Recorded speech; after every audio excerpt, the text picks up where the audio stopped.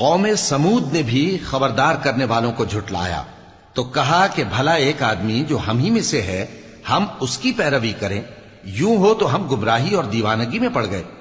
کیا ہم سب میں سے اسی پر وحی نازل ہوئی ہے؟ نہیں، بلکہ یہ جھوٹا بڑائی مارنے والا ہے۔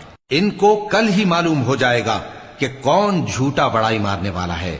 اے صالح، ہم ان کی آزمائش کے لیے اونٹنی بھیجنے والے ہیں، تو تم ان کو دیکھتے رہو اور صبر کرو، اور ان کو آگاہ کر دو کہ ان میں پانی کی باری مقرر کر دی گئی ہے، ہر باری والے کو اپنی باری پر آنا چاہیے۔ تو ان لوگوں نے اپنے رفیق کو بلایا اور اس نے اونٹنی کو پکڑ لیا، پھر اسے مار ڈالا۔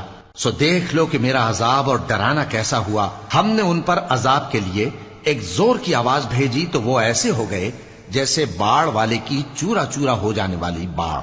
اور ہم نے قرآن کو سمجھنے کے لیے آسان کر دیا ہے، تو کوئی ہے کہ سوچے سمجھے؟